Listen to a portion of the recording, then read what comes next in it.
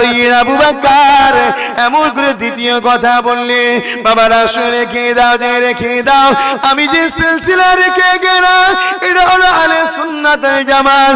এর যদি কেউ ক্ষতি করে, সে যদি আমার আওলাদ হয়, আমার আওলাদের আওলাদ হয়, আমার খলিফা হয়, খলিফাদের আওলাদের আওলাদ হয়, বাবারা তার কাছে কেউ যাবে না, তাকে কেউ মানবে না। আর আমি আবু বকর তাকে কিয়ামতের দিনে ধরবো। তবে বাবা তোমরা শুনে রেখে দাও, আমার আওলাদ যারা হবে তারা যদি বিগড়ে যায়, তাদের সঙ্গে বিয়াদবি করতে যেও না, তাদের থেকে দূরে সরে যাও, কারণ এই আওলাদের শরীরে তোমার পীরে খুন রয়েছে।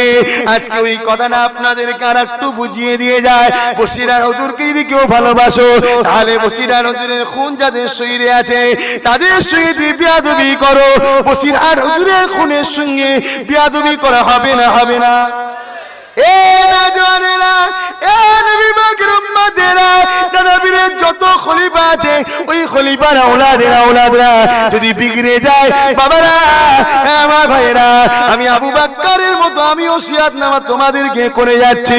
সেই পীরের আওলাদ হয়ে, সেই পীরের দেখায় শিক্ষা নিয়ে আজকে আমি তোমাদেরকেও বলে যাচ্ছি, ভাইরা খবরদার কারো সঙ্গে বিয়াদবি করতে যেও না, তার থেকে দূরে সরে যাও, তাকে সালামও দিতে যেও না।